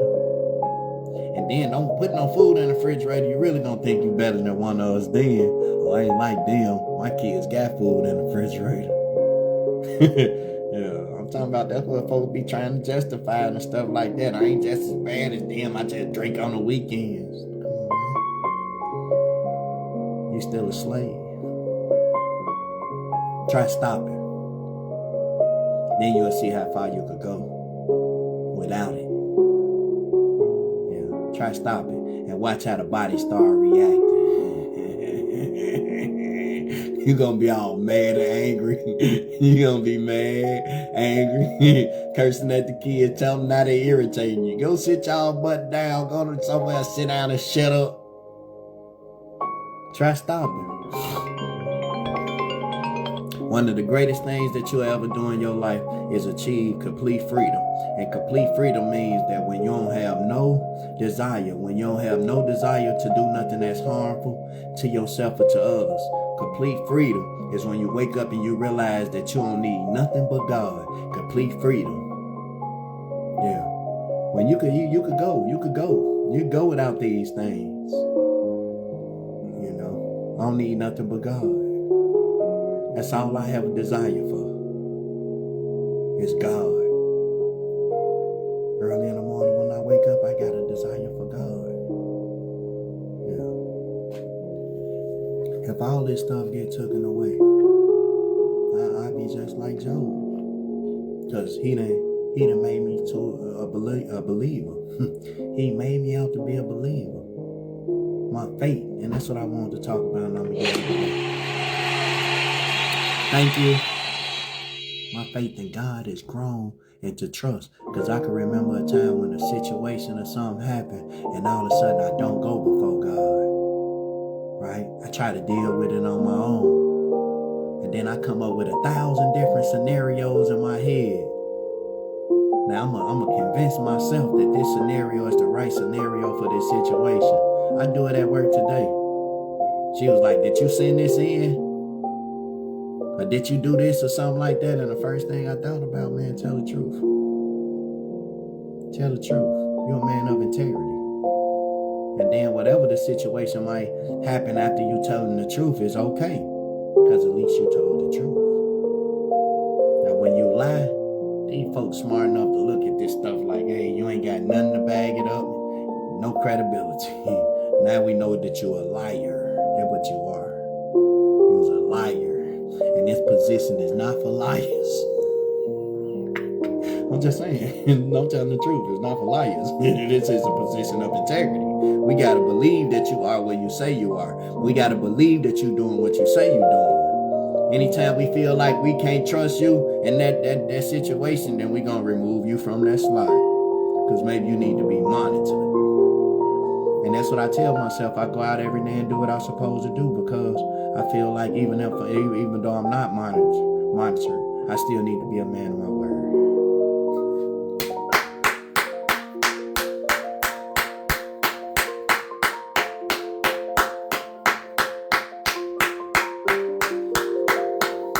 So thank God for life. Thank God for recovery. I want to say that there's nothing shameful about being an addict, provided we accept our dilemma honestly and take positive action. Don't let nobody make you feel bad over a word. An addict just means that I have limitations. It's just certain things that I can't do. It's certain things I can't do. Let me end with this. My son is allergic to peanut butter. Right? He's allergic to peanut butter. It's embedded in him that if he used peanut butter, he gonna break out. Airways close up. He did it before. He know not to eat no peanut butter. He'll tear the rest of them cakes and Little Debbie's up, but he ain't gonna mess with no peanut butter. He ain't gonna do that. This is just my belief. I think you could take a thing of strawberry shortcakes and write peanut butter on the box. I'm gonna tell my mom-in-law that. You can write I'm serious, right? Peanut butter. He know what it look like. He know what peanut butter is, how it's spelled. Put peanut butter on the box. Spell peanut butter out on the box. And he won't touch it. He ain't gonna touch it. He gonna look at that like, oh no, that's a sickness. I look at addiction the same way. That's what makes me an addict. I'm allergic to it. I can't touch it. I can't be around it. I don't want to. I have limitations. I can't drink a little bit. So I'm not finna convince myself that it's okay to go hang out at the bar. No. I don't want to be around it. I love music. I love music. I love live bands and stuff like that. But I love myself more. And if I go around them live bands and all of a sudden all the music going off and my disease get to saying you can have you a drink and all that, it's time for me to go. I'm not finna suffer up in no situation like that. Because that's all I be doing. It's starving myself. See, depriving myself. I'm not trying to deprive me of nothing. I've been relieved. So I just don't put myself. I ain't saying you can't go and do all that stuff. I just don't have a desire to. You know. Because I know where it leads to. Yeah, I relapse all the time off the alcohol. So I'm vigilant about that. You know, when I go around my family members and they sitting around, they drinking, I stay around long enough for my spirit to say it's time to go. And get what I do? Man, I'm going to holler at y'all. I don't owe nobody no explanations. I'm going to holler at y'all. When I'm out there in the streets and my spirit says it's time to go, get what I do?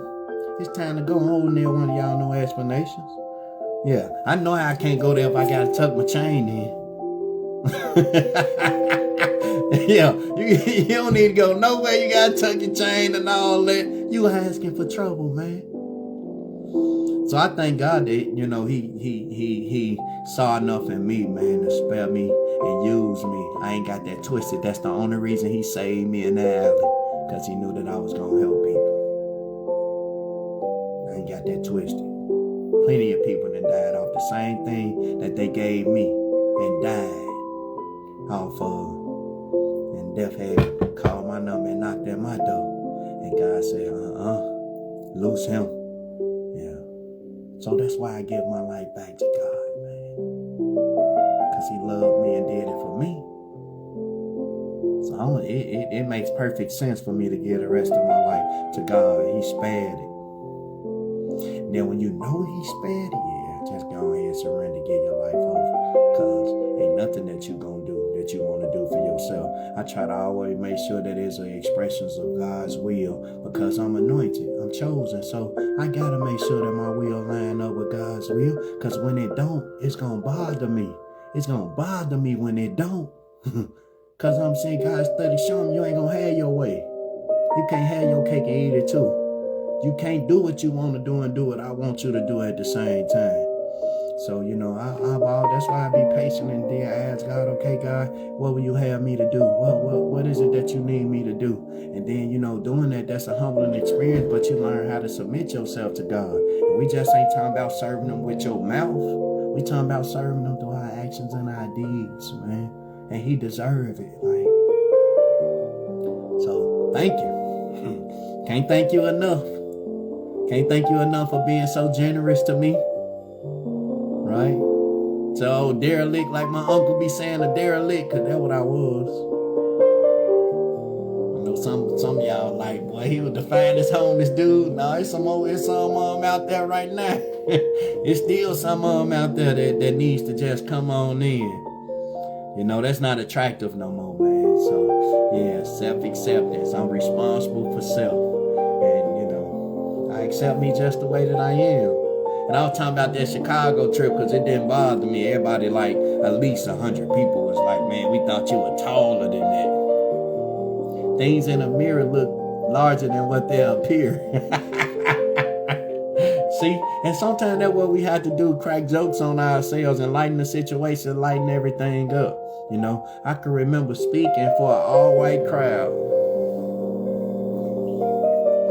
And, I was sitting there and I was intimidated. I ain't gonna lie, because it's like, you know, what is I'm finna sit up here and talk to these people, and how can I identify with them, and how can they identify with me? I'm a kid from the projects, These are country folks. I know they from the country because we in the country. I'm like, and I'm sitting there and I'm going through all this and the Holy Spirit say, man, just calm down. I bought you this far for a reason. I bought you here for a reason. Now humble yourself. And I went into my meditation.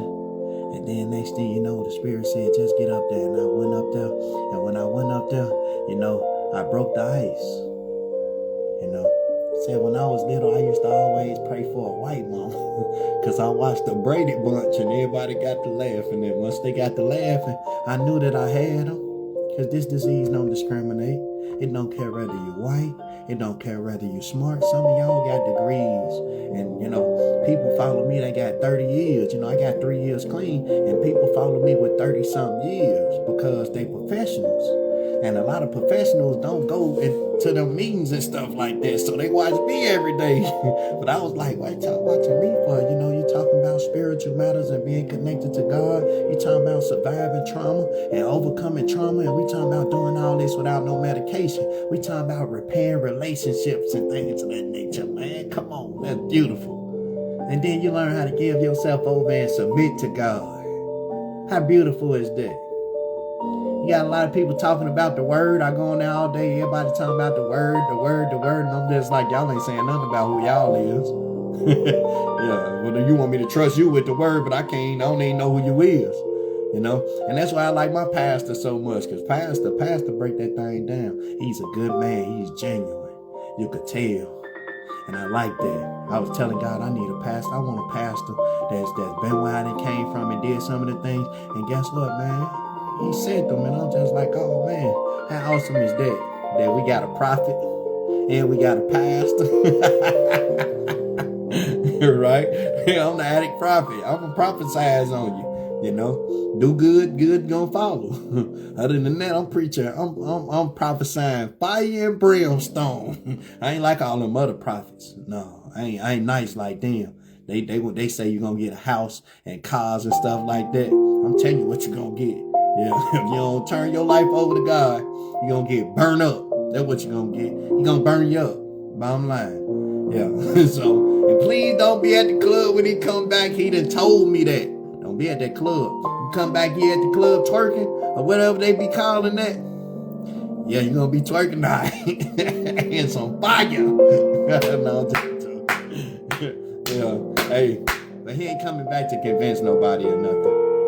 He ain't coming back to convince you that he was real, that he came the first time. None of that. So let's prepare ourselves and get ourselves right. And that's what I'm here for.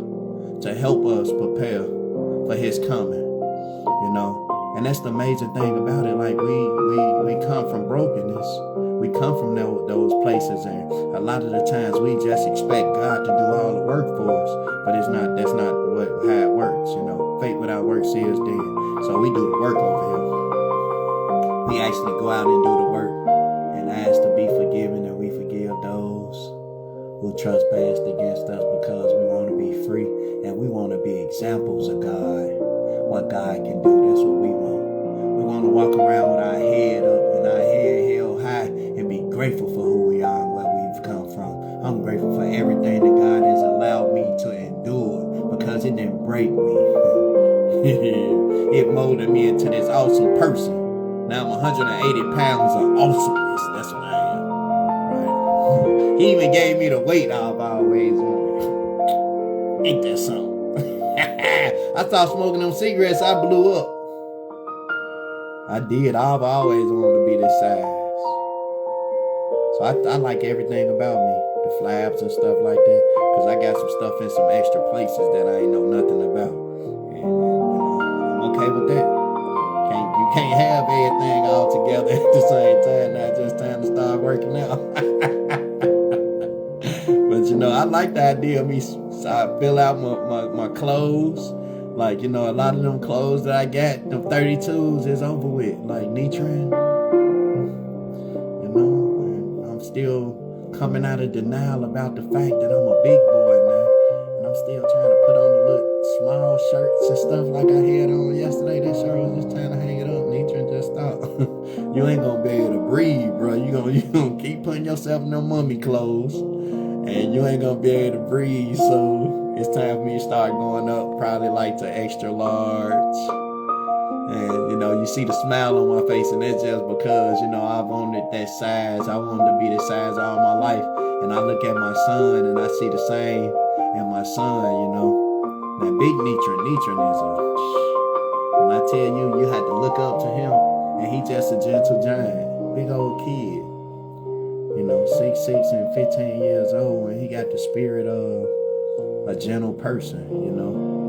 And I like that about him. And my daughter, she's so modest, and, you know, I'm gonna call her when we get off this line. And, you know, like, she brightens up my day. She brightens up my day. I remember I used to have to tell her, you can call me sometimes, right? Call me and make my day sometimes, because you go without calling them children 7, 8 years, they don't get into a habit of calling you. You got to get into a habit of calling them. It's not them that want to restore the relationship with you. It's you that want to restore the relationship with them. But this disease will tell you, they don't call you when you need something. Yeah, that's what you're supposed to do. Call me when you need something. That's what I'm here for. No, I can't buy y'all back, can't do none of that. But guess what? Y'all are my responsibility, man. And I'm going to treat it as such. Yeah, see, I'm going to go after my children. I went after my children the same way I went after that dope. Every day, that's what I woke up. I better myself so I could be a better parent. Every day I woke up, I stayed clean so that I could get my children back. That was real important to me. My mama did it. My mama got us back. I'm just like, that needs to be on the top of my priority to get all my children back. And I did, man. And that was amazing, you know, amazing feeling to have all them together for the first time ever. You know, Junior and Aaliyah, my 15-year-old, my 14-year-old, they were born back to back, and they knew each other. When they was little, they was around each other, but they didn't know each other, because, you know, they from when they was little on up until they, you know, got 12 and 13 years old or whatever, they ain't seen each other. So that was their first time seeing each other. And then the little one, ain't nobody seen him, because he was a straight baby when he was born. He 10. And I left them, you know, when they was 4 and 5 years old. So, and then I came back, they was 11 and 12. I ain't got no more time to be leaving.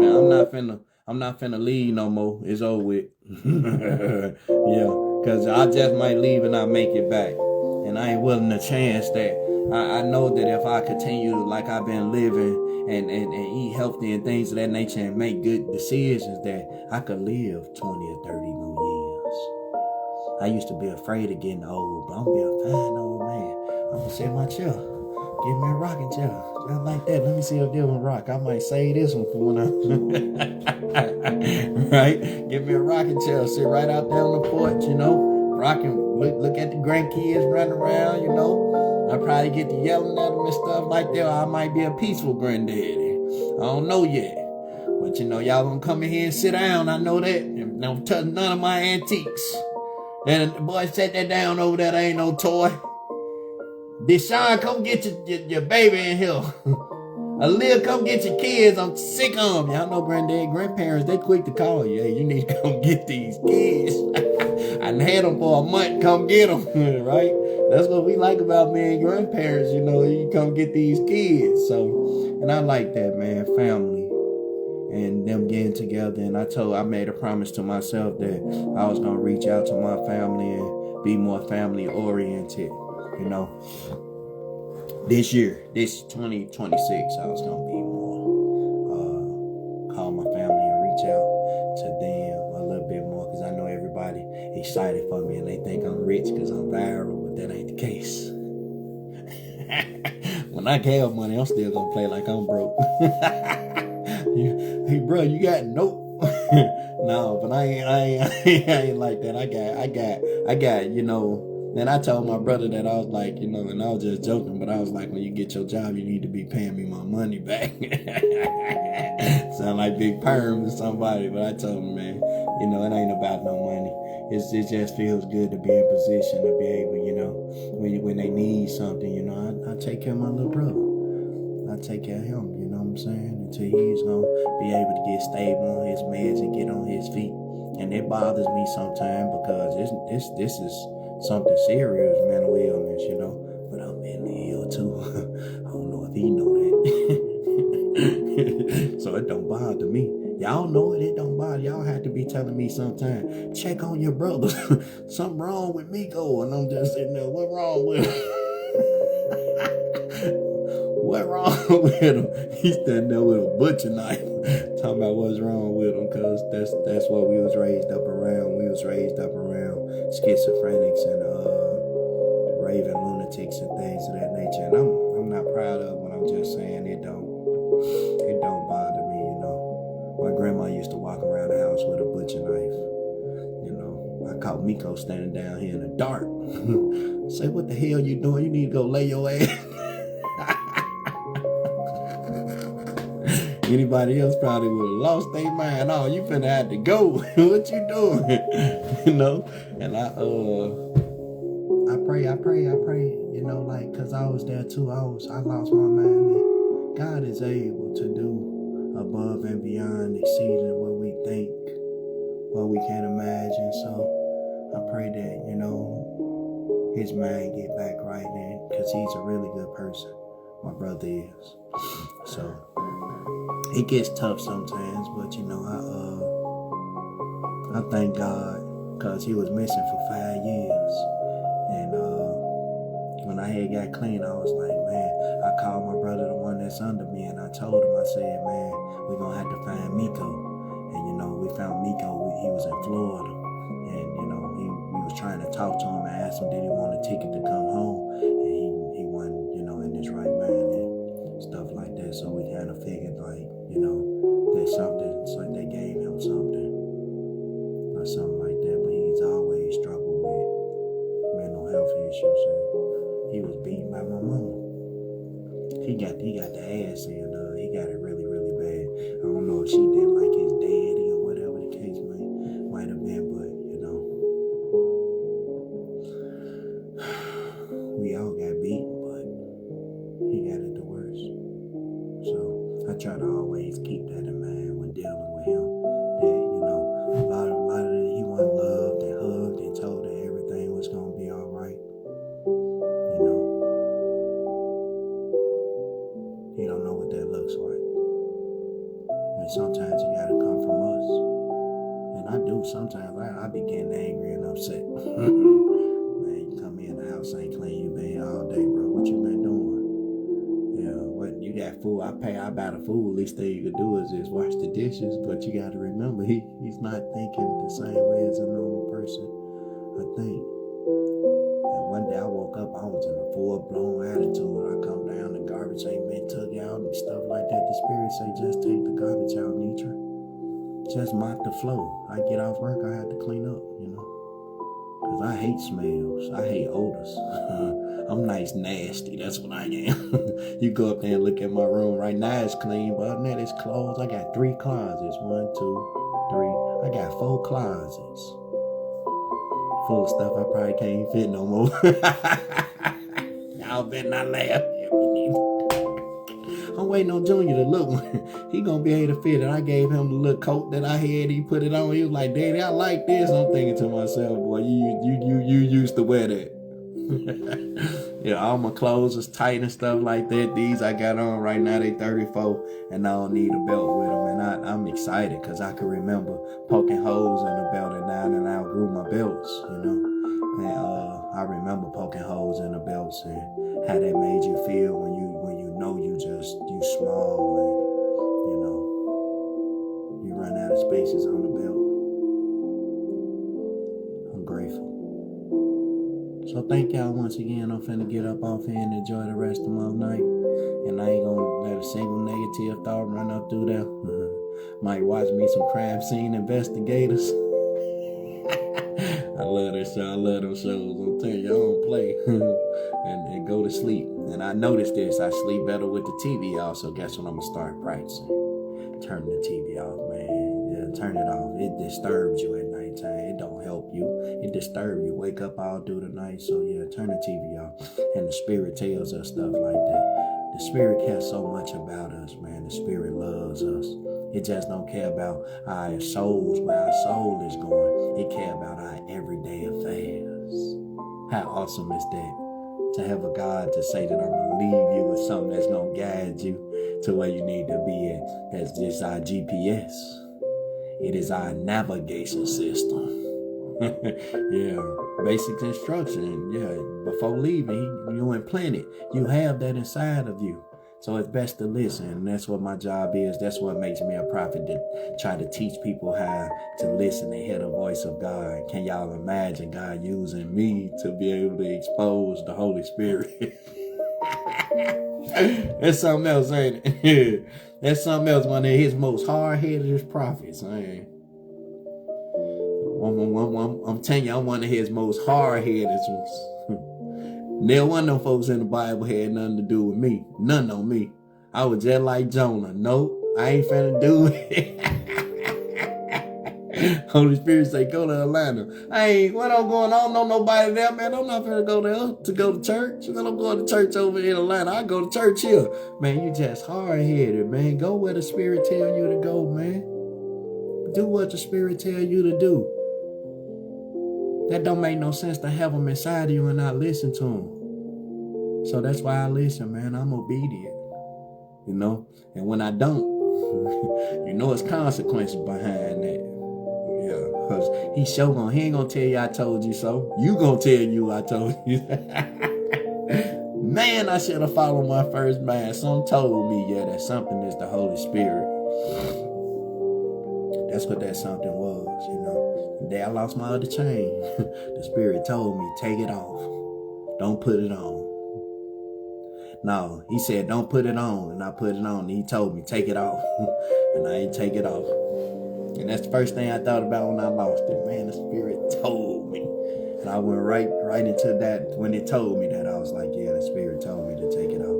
He'd be telling me stuff like, you know, don't put your keys on the table on the counter when you go in the store. You put your card back in your wallet. I made practice of this. Put your wallet back in your pocket.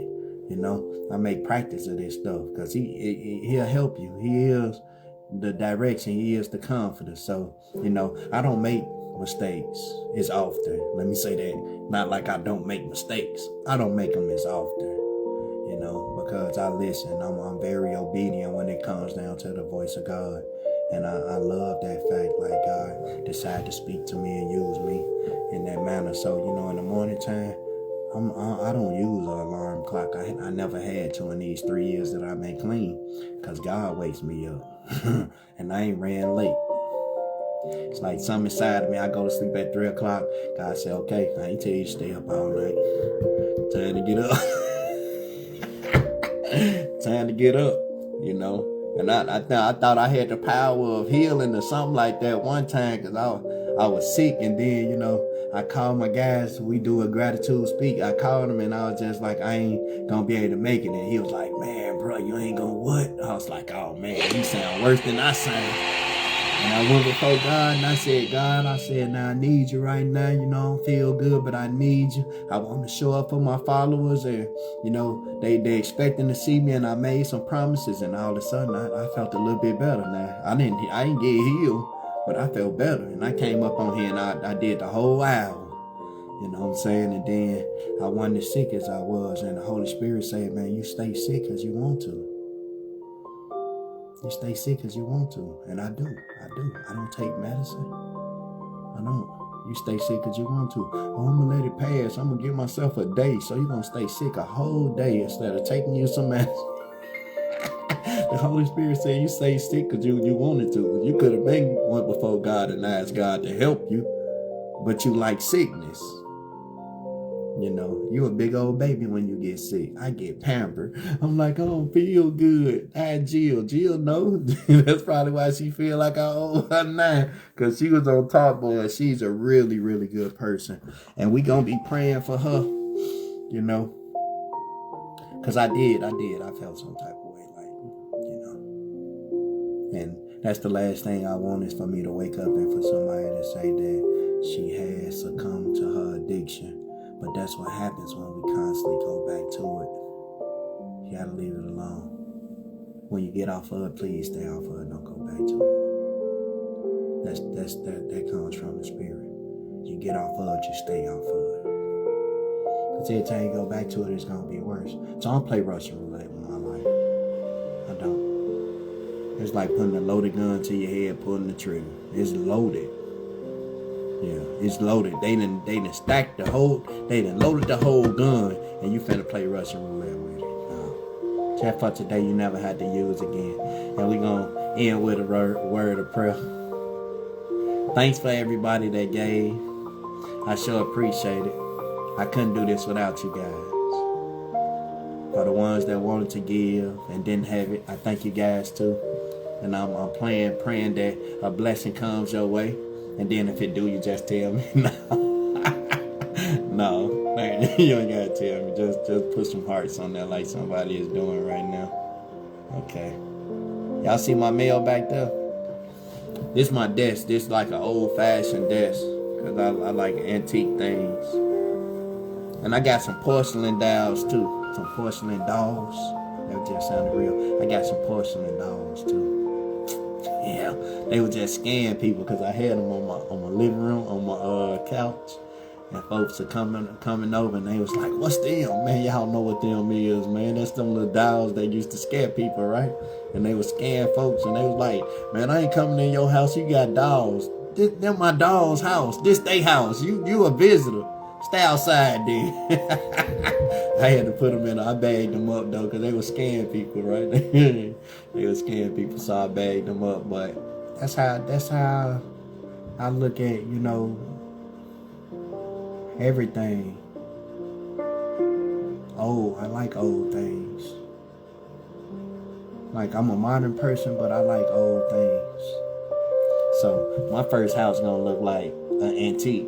Like I want one of them slave houses with the pole, with the big old poles out front. I want one of them. I'm gonna get it too. Yep. I'm gonna walk up in my house, it's gonna look like a museum.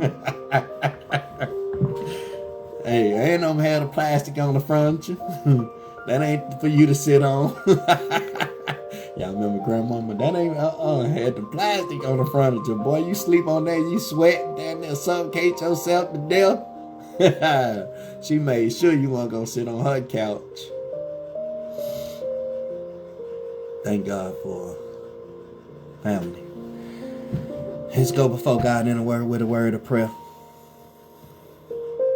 Heavenly Father, we can't thank you enough for what you've already done for us. Thank you for your grace and your mercy, Lord God. Thank you for watching over us while we was in active addiction. Thank you for each and every individual that showed up tonight. For the ones that stayed all the way through. And for the ones that came and left, Lord God, may you bless them in a mighty way. We want to pray for the family members of the suffering addict. And for the suffering addict as well. Lord God, we ask that you forgive us of our sins, for we are sinful in nature. And we want to thank you for sending your son to die for those sins that we might be able to get closer to you. Grant us a sense of peace, instill in us a sense of your purpose and your will for our lives, Father God. We ask that you take our lives, continue to guide us in our recovery, and continue to show us how to live. At this time, Heavenly Father, may you please watch over us as we sleep, allowing our spirits to reach back to our bodies. We can't thank you enough for what you have done for us and what you continue to do. In Jesus' name, amen. Amen. All right, y'all behave, and y'all know my motto, no arguing with your significant others. And don't tell them nothing that I said, neither. Half of them probably listening right now. Babe, you need to listen to him. Yeah, you know, they know they need to listen to me too. Absolutely. Yeah, send them videos to them. Send them videos out to them and tell them, man, it's time for you to grow up. You got to listen to him. Babe, he accept accountability for what he be doing. I know that's right. Who is that? Miss Queen, I know that's right. Tell him, say, hey, he accept accountability for his stupidness. At least he'll admit the fact that he do that. He don't want to admit it. Yeah, tell him. Shoot, tell them. Wake them up. Wake them up out of their sleep. So thank y'all for tuning in. Facebook, I'll see y'all first thing in the morning. TikTok, same time, 5 o'clock tomorrow. And I love you guys. And y'all be safe. And be comfortable out there on the carpet, son. Okay.